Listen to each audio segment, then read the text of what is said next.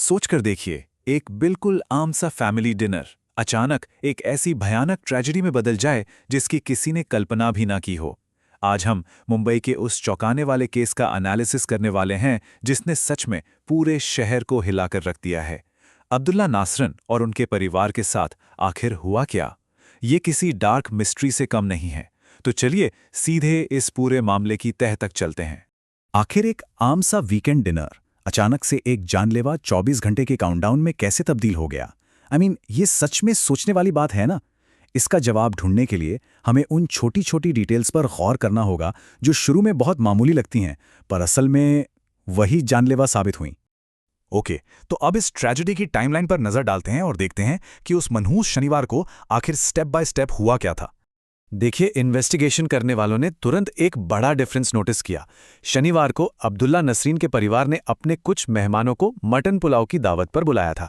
अब ध्यान दीजिएगा, मेहमान खाना खाकर बिल्कुल सेफली चले गए, उन्हें कुछ नहीं हुआ। लेकिन परिवार ने आधी रात को मटन पुलाव के साथ साथ तरबूज भी खाया। बस यहीं से एक अलग और फेटल कड़ी जुड़ गई, जिसके बाद परिवार को अचानक जानलेवा सिम्टम्स का सामना करना पड़ा। और ये सब ना हैरत अंगेज तेजी से हुआ। पूरा टाइमलाइन देखिए। शनिवार शाम की दावत होती है, फिर आधी रात लगभग 12 से 1 बजे के बीच तरबूज खाया जाता है। रविवार सुबह होते होते सिम्टम स्टार्ट हो जाते हैं।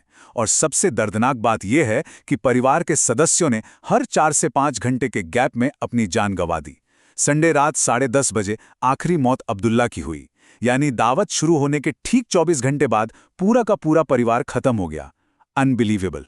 रात में मिडनाइट स्नैक के तौर पर तरबूज खाने के कुछ ही देर बाद परिवार में टिपिकल फूड पॉइजनिंग वाले लक्षण दिखने लगे थे, जैसे उल्टी आना, जी मिचलाना और दस्त। शुरुआती दौर में ये सब देखकर यही लगता है ना कि चलो शायद आम पेट खराब हुआ होगा, पर इसका अंजाम बेहद बेहद खौफनाक निकला। अब चलिए देखते हैं कि इसके बाद आखिर तरबूज पर ब्लेम कैसे और क्यों आया। पब्लिक और पुलिस ने शुरुआत में इस तरबूज को ही प्राइम सस्पेक्ट क्यों माना? इसका लॉजिक बिल्कुल सीधा था।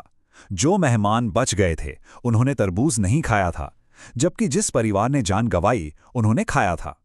इस एक आइसोलेटेड डाइट वाले वेरिएबल की वजह से सारी की सारी उंगलियां तुरंत इस फल की तरफ उठने लगीं। सबको लगा बस यही कल्प्रिट है। लेकिन डर और घबराहट के इस पूरे माहौल में जब FDA यानी फूड एंड ड्रग एडमिनिस्ट्रेशन की एंट्री होती है तो साइंटिफिक इन्वेस्टिगेशन के नए रिजल्ट्स सामने आते हैं। और यहां आता है इस इन्वेस्टिगेशन का सबसे बड़ा प्लॉट ट्विस्ट। FDA ने अपनी डीप टेस्टिंग में पाया कि तरबूज में किसी भी तरह का सिंथेटिक मटेरियल था ही नहीं, ना कोई आर्टिफिशियल शुगर और ना ही साइज या कलर बदलने वाले कोई केमिकल्स। मतलब तरबूज बिल्कुल साफ था। अब इस एक अकेले नतीजे ने अब तक की सारी दिशा को पलट के रख दिया। तो अब यहां सबसे बड़ा सवाल ये उठता है दोस्तों कि अगर आर्टिफिशियल एडिटिव्स या मिलावटी तरबूज इसका कारण नहीं था, तो आखिर इतनी बड़ी ट्रेजेडी के पीछे असली वजह क्या थी?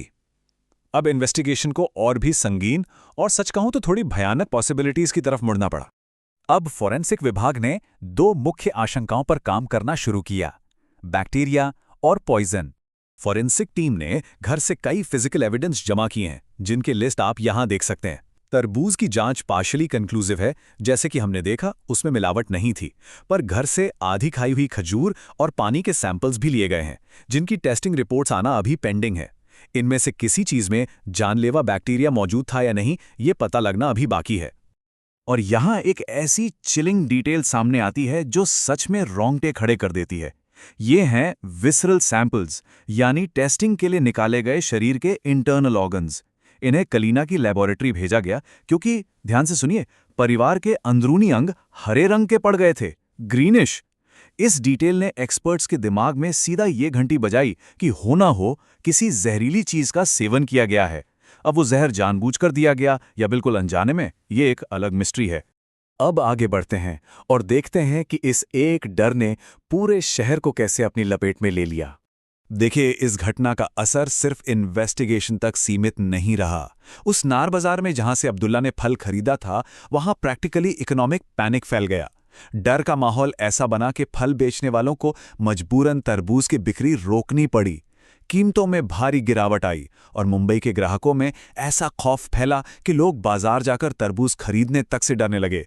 It was absolute panic. खैर, FDA द्वारा तरबूज को क्लीन चिट देने का मेन मकसद लोगों के इस डर को शांत करना और मार्केट को नॉर्मल करना था। लेकिन रियलिटी ये है कि असल वजह अभी भी एक बड़ा रहस्य बनी हुई है। फाइनल फॉरेंसिक और विस्टल रिपोर्ट्स आना अभी पेंडिंग है, जिनके इस हफ्ते या इस महीने के एंड तक आने की पूरी उम्मीद है। और यही हमें आज के सबसे प्रोवोकेटिव और भयानक सवाल के साथ छोड़ जाता है। क्या ये पूरा मामला एक दर्दनाक हादसा था जो बस खाने में बैक्टीरिया पनपने की वजह से हो गया, या फिर ये किसी खतरनाक जहर का मामला है? जब तक फाइनल रिपोर्ट्स नहीं आती, सच्चाई पर पर्दा पड़ा रहेगा। लेकिन इस घटना ने हमें ये सोचने पर मजबूर जरूर कर दिया है कि हमारी रोजमर्रा की जिंदगी कितनी अनप्रिडिक्टेबल हो सकती है। आपका इस बारे में क्या सोचना है?